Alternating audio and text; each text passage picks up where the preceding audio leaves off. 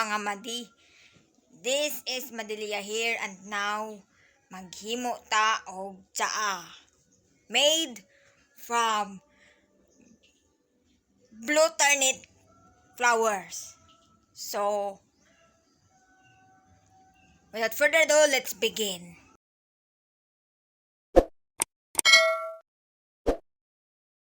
Ibabat ang mga buwak sa blue turnip sa usa ka basong o sa katasang ininit tubig o pataod-taogan og pila ka minutes o sa pamo. Duga ang blue turnip unsa tagtagpo din na tangtangon ni siya once mo lagom-lagom na ang color sa tsaa, and that's it. This is the final result mga madi. So tanawa ka ninyo ano siyang ka blue color. Thank you for watching and subscribe to my channel.